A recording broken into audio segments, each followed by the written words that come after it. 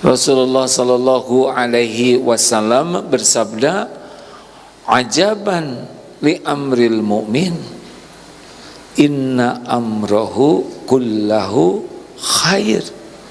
Sungguh mengagumkan, sungguh menakjubkan keadaan urusan orang beriman. Semua urusannya itu jadi kebaikan. Walaisa dzalik li ahadin illa lil mu'min, dan tidak ada yang mengagumkan begitu selain orang mukmin. Inna asabatus sarra'u syakar, kalau ditimpa karunia dia bersyukur, fakana khairullah, itu baik baginya. Wa in asabat khadarra'u sabar, ketika ditimpa musibah sabar, fakana khairullah, itu pun baik baginya. Jadi bagi orang beriman sama aja, dipuji, dicaci, sehat, sakit, lapang, sempit, dihormati, difitnah, punya, tidak punya, sama, semuanya jadi ladang amal. Jadi kita menderita bukan karena masalah, kita menderita karena ya Allah, kita menderita karena salah menyikapi masalah. Kalau saya lihat dari depan ini wajahnya, maaf ya, wajah sudah lama di dunia ini. Harusnya kita ngerti nih bagaimana, kan udah banyak yang dihadapi, betul tidak? Pernah ada yang muji? Pernah ada yang muji? Pernah ada yang nyaci? Pernah kehidupannya mudah? Sulit? Pernah sehat? Sakit? Tuh, harusnya tiap hari kita belajar. Jadi harusnya kita ini nih ya, kalau merasa beriman, anteng we, nggak perlu kita GTA, tahu GTA? Galau tiada air. Galau wajar, cemas wajar, sedih wajar, tapi tidak boleh lama. Kalau lama kurang iman. Jelas? Alhamdulillah, demikianlah hadirin sekalian. Sedikit mengulangi ya. Masih ingat, hidup ini nunggu mati. Kullu nafsin dha'iqatul maut. Jangan lupa itu ya. Hidup ini sedang nunggu jemputan dari malaikat maut. Lahir berurutan, meninggal tidak sesuai urutan kelahiran. Allah merahasiakan kematian supaya kita selalu siap kapanpun. Saya ceramah di sini sekarang, rencananya dari sini nengok ada karyawan santri karya yang istrinya meninggal. Pagi masih sama-sama, jam 11 sudah wafat, sore sudah dikubur, tidak terbayangkan. Begitulah ajal. Tadi di pesantren ada ibu-ibu yang waktu kemarin minta didoakan karena anaknya gadis usia 21 tahun baru meninggal. Dan ini anak satu-satunya. Begitulah. Orang tua lahir duluan, anak lahir belakangan. Tadi tapi wafat duluan. Baru saja sebelum ke sini ziarah dulu ke makam ibu. Di pekuburan itu ada ibu, ada adik, ada cucu. Ibu wafat usia 74 tahun. Adik meninggal usia 25 tahun. Cucu meninggal usia 2 bulan. Begitulah rahasia kematian. Makanya Allah rahasiakan kematian supaya apa? Supaya selalu siap. Masih ingat hikmahnya? 1, jangan menunda kewajiban, bisi keburu mati. 2, jangan menunda tobat, bisi keburu maut. 3, jangan nganggap remeh maksiat, bisi lagi maksiat mati. Ibu jangan ngobrolin kejelekan orang lain, bisi lagi ngobrol mati. Emang ada yang lagi ngobrol mati? Cari sajalah. Yang keempat, jangan sia-siakan kebersamaan, karena belum tentu lama ketemuannya. Seperti itu suami yang istrinya meninggal, ketika ditelepon sedih sekali, saya merasa belum sungguh-sungguh membahagiakan istri, tapi udah meninggal sekarang. Yang orang tuanya meninggal menyesal karena belum maksimal memuliakan, keburu nggak ada. Yang anaknya meninggal juga begitu. Jangan sia-siakan kebersamaan. Tadi kesini pada pamitan nggak ke orang rumah? Kalau ada yang dipamitinnya, ya baik-baik. Siapa tahu pertemuan terakhir, berapa banyak yang pergi ke pasar dan meninggal, benar? Berapa banyak yang pergi ke kantor lalu tidak pulang lagi? Berapa banyak juga penceramah yang lagi ceramah meninggal? Ada yang naik lift meninggal. Kalau gitu saya mau naik tangga, pas naik tangga kecapean meninggal juga. Jangan sia-siakan kebersamaan. Dan yang terakhir, supaya husnul khotimah. Tahu arti husnul khotimah? Supaya akhirnya baik. Karena kita tidak tahu kapan akhirnya, maka udah aja setiap waktu jadi orang baik, mikir baik, berprasangka baik, bicara baik, berbuat baik, berhati, udah gitu aja lah. Dunia mau kayak apa ya terserahlah, yang penting kita baik. Setuju? Saya sudah berbuat baik tapi saya tidak dihargai. Itu bukan urusan kita. Urusan kita adalah berbuat baik. Tapi saya udah nyumbang, katanya sumbangannya sedikit. Kata dia, kita tinggal nyumbang lagi aja. Saya sudah berbuat baik, malah saya difitnah oleh yang saya tolong. Ya itu mah nggak apa-apa. Nabi juga berbuat baik difitnah, betul?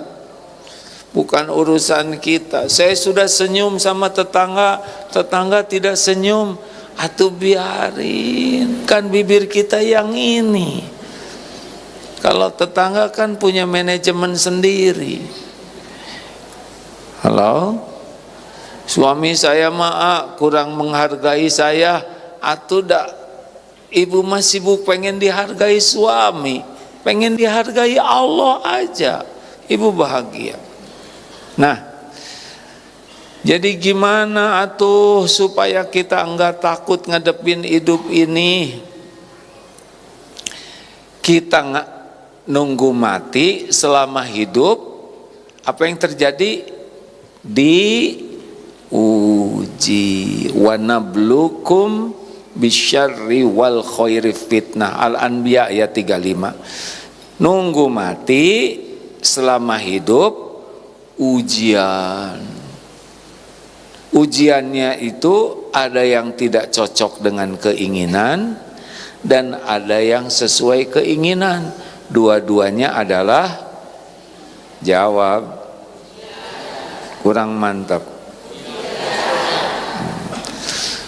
Suami rewel, suami baik. Benar. Belum punya suami? Sudah punya suami? Ya, lebih keras ya. Belum punya anak? Sudah punya anak? Banyak anak? Ya mantap ya. Belum punya anak, nangis pengen punya anak. Udah dikasih anak, nangis lagi ya. Anaknya bengal. Tapi kenapa ya kok suami saya kok beda dengan dulu? Ibu tahu kenapa? Karena ibunya juga beda ya.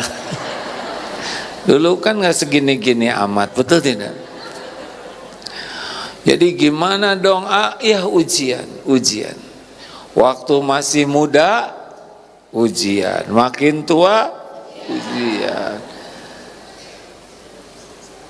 Ujian aja. Jadi nggak usah aneh. Kemarin rasanya masih muda, nah sekarang jadi susah. Emang begini hidup mah. Halo? Harus percaya dulu begitu, karena begitu. Wa ilaina turja'un, dan kepada kamilah kembalimu. Hidup nunggu mati, selama menunggu mati diuji. Nanti baru dihitung di akhirat. Nanti sukses itu faman zuhziha anin nar wa udkhilal jannah faqad faz. Sukses itu kalau masuk surga tidak pakai neraka, ya. Kan masuk surga tuh ada 3. Satu, yang masuk surga tanpa hisab, tanpa azab, itu mah langsung nggak repot-repot. Yang kedua, masuk surga dihisab dulu, tapi selamat, hitungannya bagus, masuk surga tanpa azab. Tadi tanpa hisab, tanpa azab. Yang kedua dihisab, tapi lolos. Yang ketiga masuk surga, timbangannya jelek nih. Kebanyakan ngobrolin orang, ibu-ibunya, daripada ngobrolin Allah. Kebanyakan ngejelek-jelekin orang daripada menghargai orang. Ini berat nih timbangan keburukannya, tapi ada kebaikannya, maka dicelup dulu di dalam neraka sampai habis dosanya, dibersihkan, baru masuk surga. Mau yang mana ya? Mau yang mana?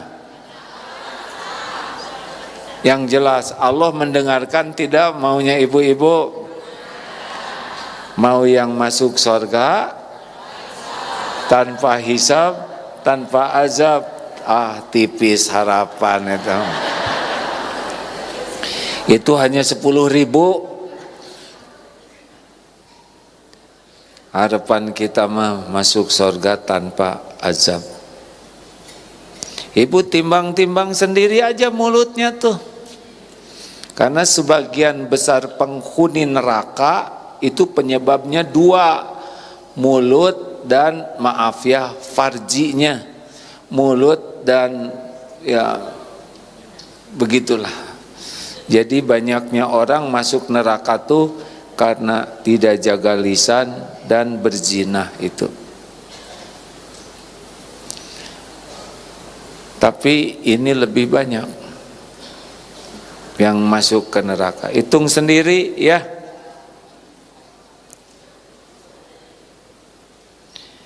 Ibu teh pengen ke sorga. Nah, tuh kayak yang kurang pengen.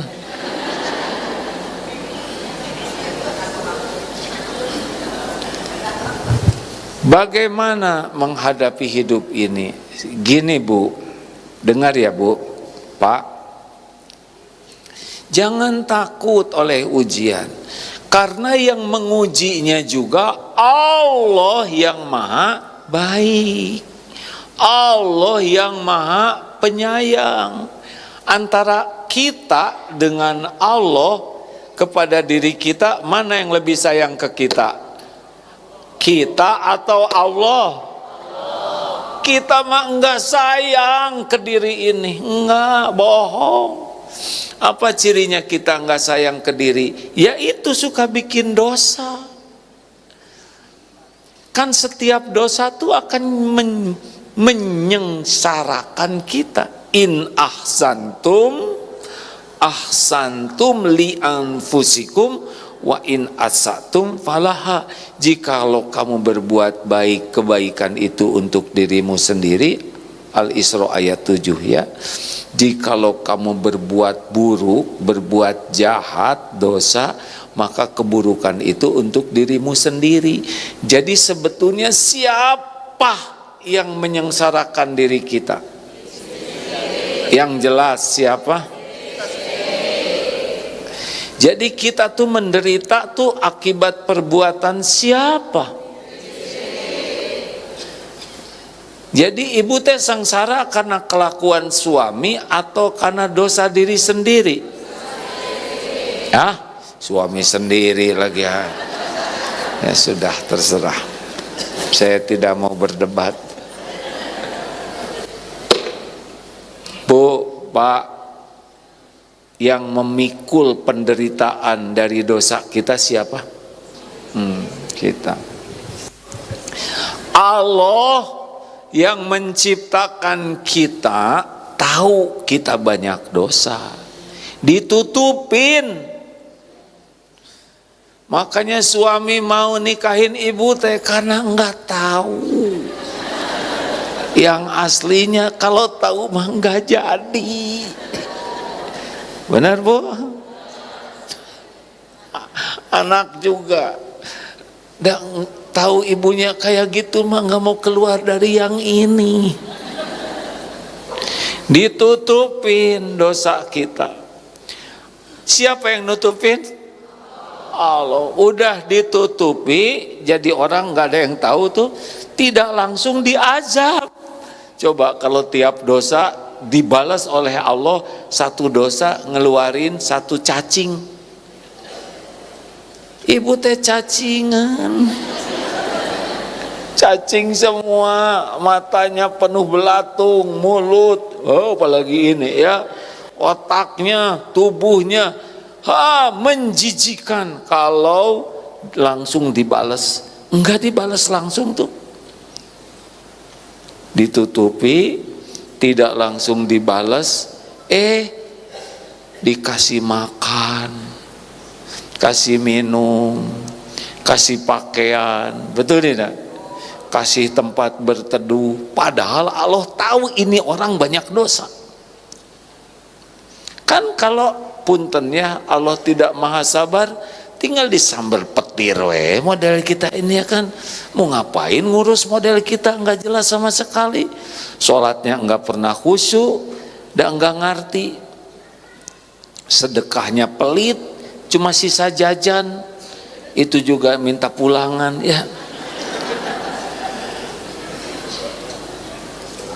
Baca Quran dikit, scrolling aja 4,5 jam.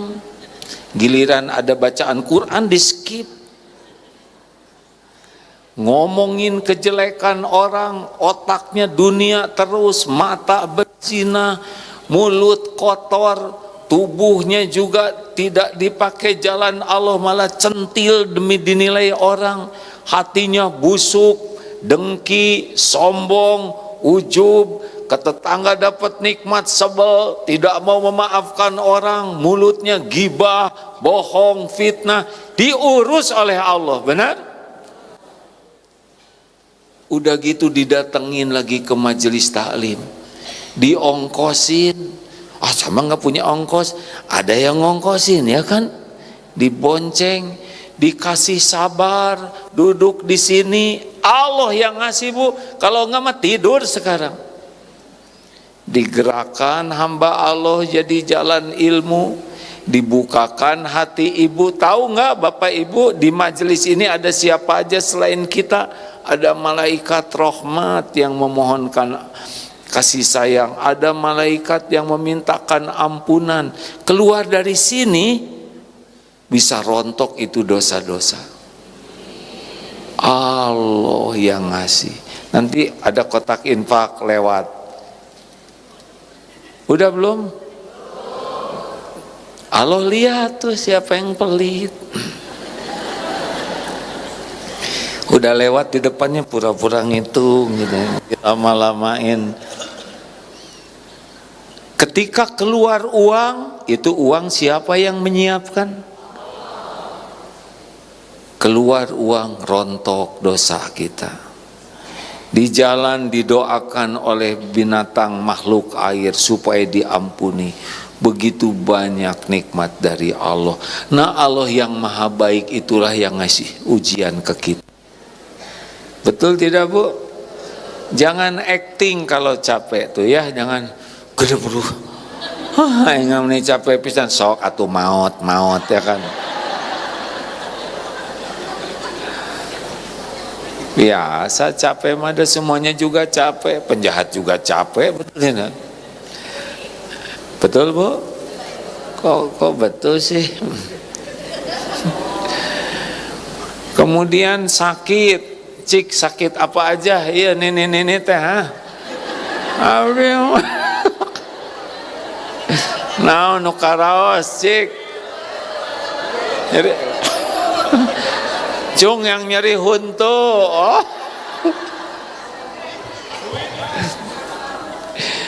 Dari sini sampai Cingir karaos. Ya maaf di puyeng wae, migrain. Dunia teh asa goncang, waduh. Dia jeung kotome hese eta. Turun ka dieu halis ngangkat sabeula. Mata jangar, betul tidak? Irung mengpet, telinga mendengung. Ya leher teh jiga babi hutan, hese mah. Kolesterol, ayo naon deui? Iya jeung huntu teh nambihan deh nenek ya. Lidah kegigit sariawan, susah nelen. Turun segala karaos yang kelek bisul. Aratel kaligata. Ada anu atel. Pasti banyak perwakilan yang hadir ini ya kan? Ya begitulah hidup mah. Itu teh penggugur dosa. Jangan rewel.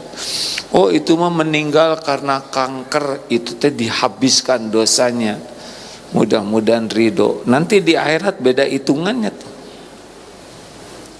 Jadi kalau ada yang sakit parah gitu, kalau beliau ridho habis tuh dosanya. Wala azan wala ghamin, azan diganggu, gangguan teti anak, ti suami, dari istri bikin nggak enak ya. Belum lagi mertua ikut campur, orang tua loba kahayang, tetangga ngajailan wae, ini kelompok pengajian riweuh. Di mana-mana teh banyak gangguan. Memang begitu hidup mah. Itu teh penggugur dosa. Bakal ada yang ngeganggu, biasa we. Yang penting bukan kita yang ngeganggu. Mau diampuni tidak? Nah itu harus siap.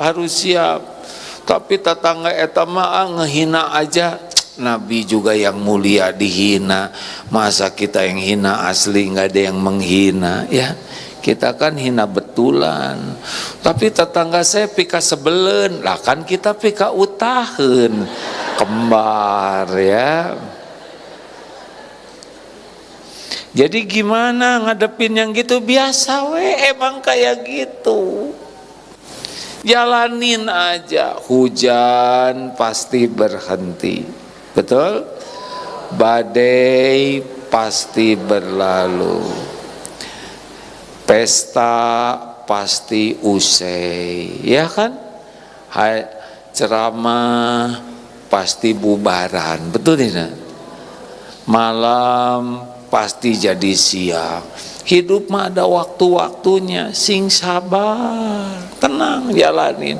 Sampai kapan sabarnya ngadepin suami kayak gini? Allah lihat bu. Ini barusan dapat telepon di jalan dari Australia. Ada ibu-ibu orang Indonesia yang cari perlindungan karena suka dizolimi suaminya. Tadi baru digigit oleh suaminya. Ada digigit marah atau sayang hadirin?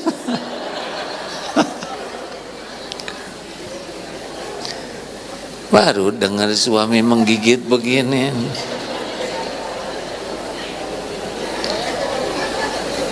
Udah tong segala dipikirkan. Yang bahaya teh digigit terus digayem, betul ya.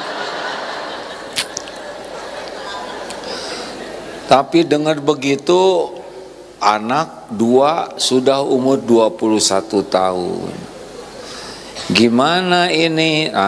Tadi udah ada rencana mau lari dari rumah. Tapi coba atuh di rumah bu, sebelum mau meninggalkan rumah baca surat Al-Baqarah. Kalau bisa tamatkan, karena kalau Al-Baqarah dibaca dengan ikhlas maka jin tidak masuk, setan lari, sihir tidak mempan. Rumah bermasalah tuh biasanya banyak jinnya, banyak setannya. Kalau dibacakan Quran, apalagi surat Al-Baqarah, puncaknya Al-Quran, jin yang biasa ganggu ya tinggal disuruh pergi we ku Allah. Dan jin juga ciptaan Allah, betul tidak? Setan yang ngebisikin suaminya suka menerkam begitu. Astagfirullahaladzim, ngegigit bukan menerkam. Mungkin nanti dikasih tempe oleh Allah jadi ngegigit tempe ya. Karena yang ngebulak-balik hati suami adalah Allah. Allah ngelihat tidak keadaan keluarga kita? Jawab. Allah tahu keadaan keluarga kita, kelakuan orang-orang di rumah Allah tahu. Adakah yang tidak diketahui oleh Allah? Ada tidak? Siapa yang bisa menyelesaikan urusan di rumah? Makanya deketin Allah. Dan gak bisa apa-apa. Coba punya anak, mau gimana ngurus anak teh susah, nasehat teh nggak mempan.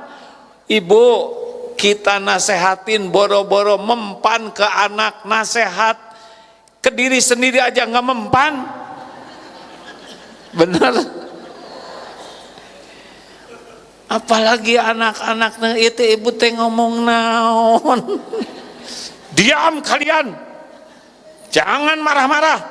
Sambil marah, sabar. Oh, nah sabar teh molotot ya kan. Jadi anak juga jadi meren aneh. Ibu teh lagi apa ini teh?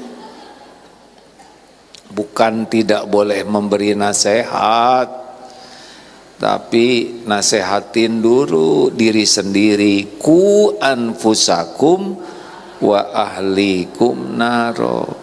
Jadi jangan takut oleh musibah yang belum terjadi, tapi takutlah kita tidak disukai Allah, itu kuncinya. Biarinlah Allah mau ngatur, pasti baik kok. Ini ada hadis riwayat Imam Ahmad, pokoknya mah kalau kepada orang beriman Allah pasti ngasih takdir yang baik-baik, walaupun tidak cocok dengan keinginan. Anak mau menikah batal, baik daripada jadi dicekek, betul nih? Betul? Digigit lagi. Ibu teh meni gitu pisan.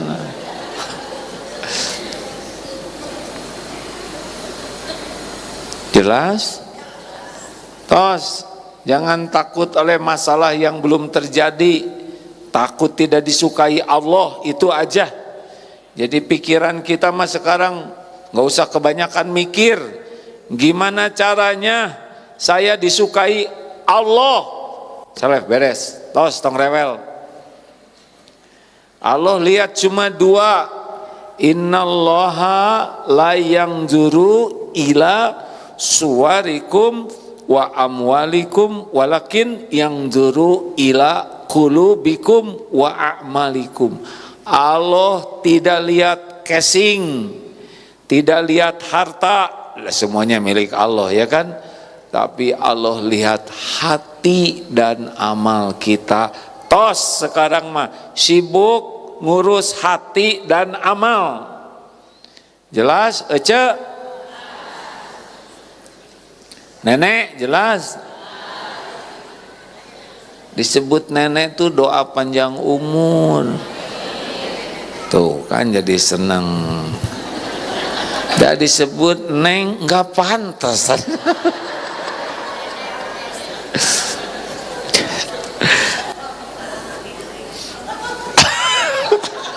Ibu nggak mau disebut nenek, ya udah cucu atulah ya. Tapi udah nggak ada yang percaya bu. Ya udah terserah ibu lah ya. Dah. Jadi sekarang mah pikiran kita mah bagaimana supaya punya hati yang baik, hati yang bersih. Dan itu yang disukai Allah. Dan tiap yang kita lakukan jadi amal soleh. Dah cukuplah. Orang lain mau tahu mau tidak tahu manggawe. Orang lain mau berterima kasih atau tidak sok wae lah. Bukan urusan saya. Urusan saya mah amal diterima Allah. Suami berterima kasih atau tidak itu mah urusan suami dengan Allah. Urusan saya mah masak diterima oleh Allah. Ngurus diterima oleh Allah. Ngepel jadi ibadah. Udah gitu Bapak juga tong riweuh, jangan pengen disebut suami teladan ente jauh pisan. Terus jadi suami yang disukai Allah cukup. Engke si istri teh enggak boleh pakai si ya. Istri teh kadang-kadang bager, kadang-kadang ngeselin, kadang-kadang menjengkelkan, kadang-kadang ngomel. Kok cuman satu kadang-kadang bagernya? Ya enggak. Berarti Bapak banyak dosa. Tobat we terus. Ampun ya Allah. Geuning disada wae pun bojo teh salah wae abdi teh. Astagfirullah, pasti banyak dosa. Baik we Pak, baik. Baik terus ya. Ibu juga. Anak belum nurut, terus we baik. Sampai kapan, sampai kita mati. Sebab berbuat baik ke anak itu amal soleh. Tos nggak usah rewelin, dunia mau gimana aja kita mah jadi orang yang disukai Allah. Tuhan kita, pencipta, pemilik, penentu segala-galanya. Mau diapain aja oleh Allah ridho, dah pasti baik. Dari dulu juga kita ngaco, diurus, apalagi kalau kita baik, betul? Jelas? Tong sagala dibaca. Itu tapi 75 kilogram emas gimana? Sekarang ada yang itu kan ayat tuh Pak. Cek abdi mah kasihan koruptor teh, capek-capek maling, disembunyikan, masukin ke brankas, brankasnya ditembok, atuh kapan makainya? Lihat enggak, megang enggak, ini mah kita ya. Saya ngebayangin kalau koruptor aki-aki gitu ya. Umur berapa sih aki-aki tadi? Saya aki-aki kan? Aki-aki udah 65 tahun, incu 20. Alhamdulillah ya. Coba usia tekan 60-70 tuh. Aina si aki koruptor. Dia nyolong sampai kan 500 miliar. Sedangkan aki-aki tuh makannya jadi dikit. Betul nggak Ki? Kita kan sejenis nih. Abdi gesami Bu, makan sahur tadi ya, alpukat setengah, sabaraheun teh 5.000, nog 1, ada telur 2 dimakan, yang putihnya 2, merahnya 1, tos makan segitu. Terus naon deui tadi terong 2 biji, saberapa 50-an merenya. Mau gimana? Dah nggak mungkin sehari makan 1 miliar, 1 juta lah ya kan? Karedok berapa enak?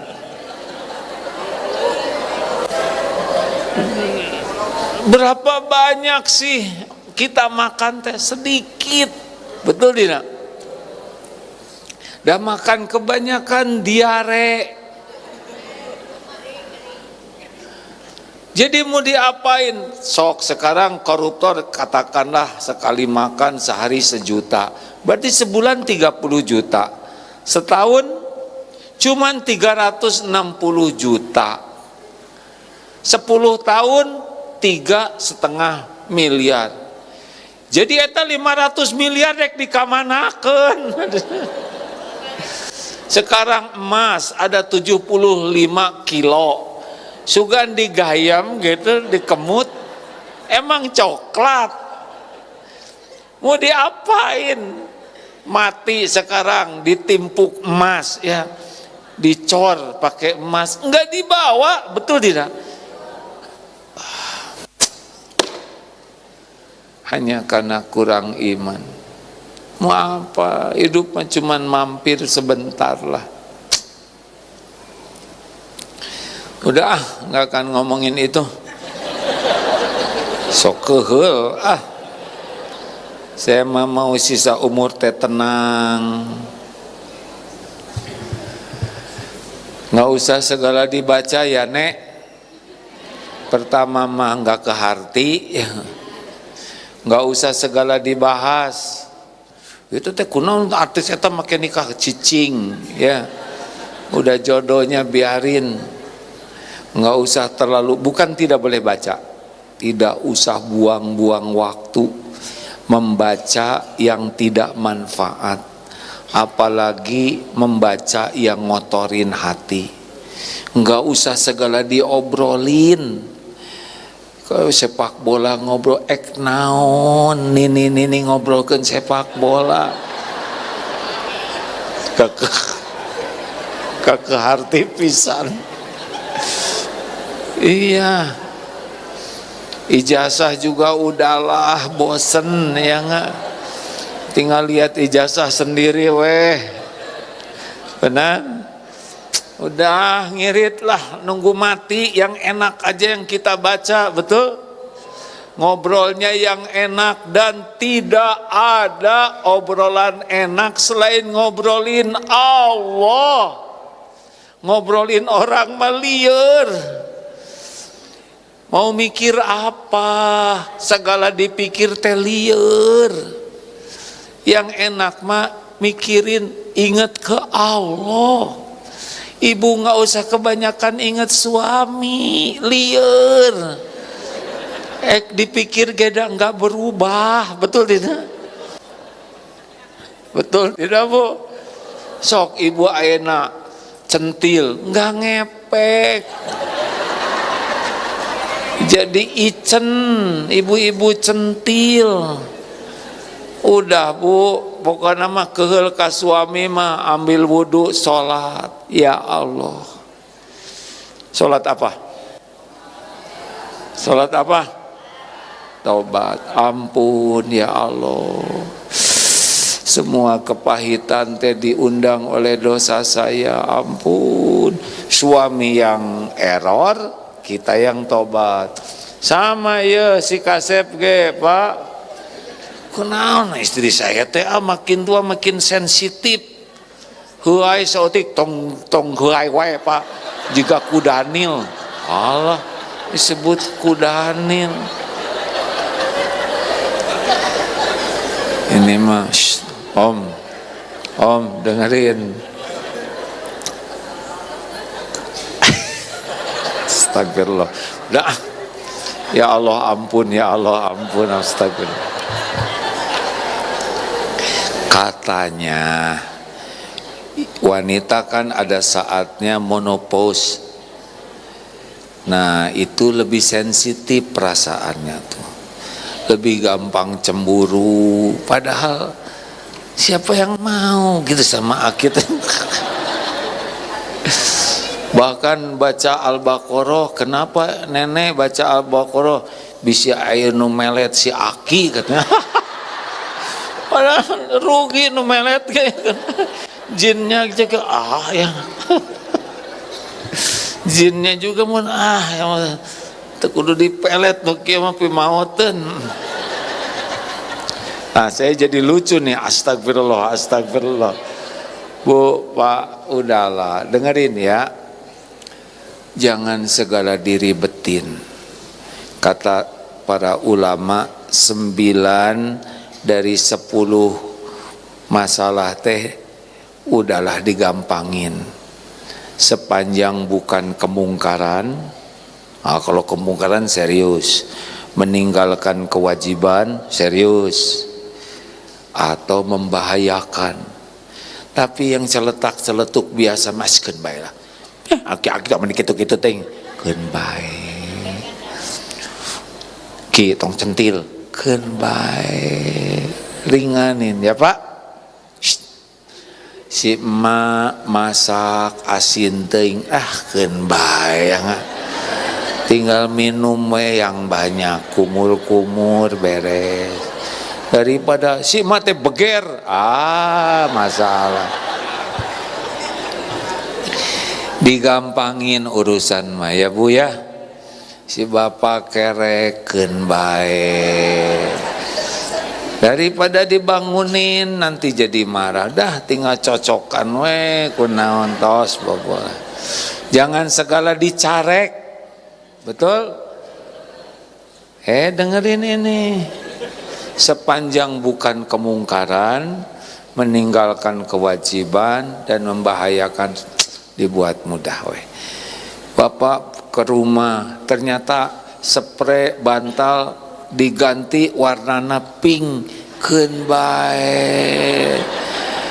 Da tidur mata ningali warna, betul tidak? Tos we tinggal makan antimo bobo beres lah.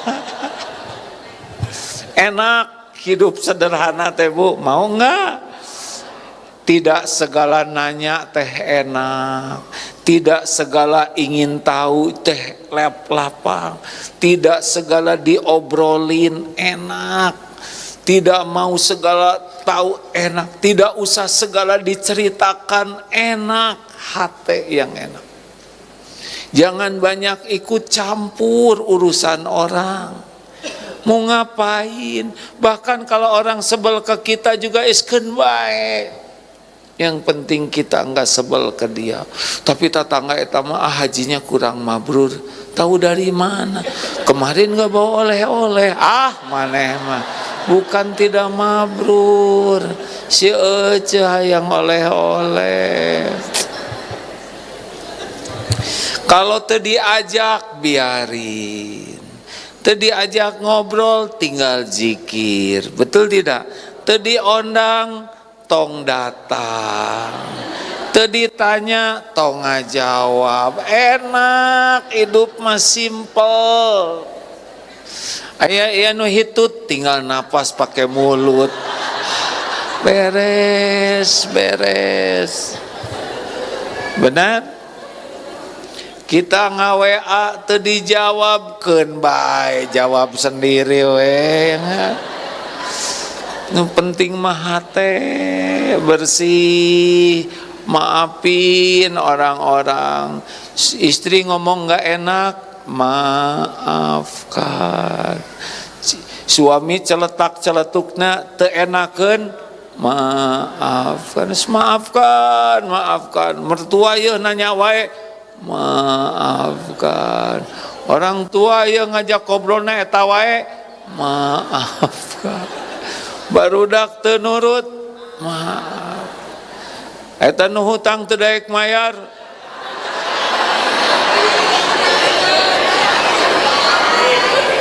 terserah. Saya mah nggak akan ikut campur. Udahlah, kalau mau nagih baik-baik, doakan baik-baik, dan nggak akan bayar tanpa izin Allah mah. Mau ngapain kita sebel sama orang yang nggak bayar utang, udah duit kita nggak balik ya, sakit hati. Udah bersihkan hati ya, banyak istighfar, jangan ngeribetin yang tidak perlu. Setuju? Sing lapang hati tuh, jangan ada mikir jelek, jangan buruk sangka, jangan sebel ke orang. Yang enak, insya Allah ditolong oleh Allah ngadepin hidup ini. Urusan mah mudah atau susah tuh tergantung Allah nolong atau tidak. Kalau ditolong Allah mah nggak ada yang susah. Kalau nggak ditolong Allah semuanya susah. Jelas? Jadi tos jangan centil, jangan riweuh ingin disukai orang, disukai Allah aja ya.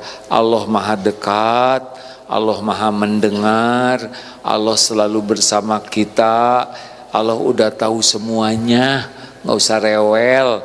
Waktu mau doa tuh Allah udah tahu kok pikiran kita. Sebelum keluar kata-kata Allah udah tahu. Kita disuruh doa tuh bukan ngasih tahu Allah, tapi supaya deket sama Allah. Jadi inti dari doa tuh supaya kita terus-terusan zikir.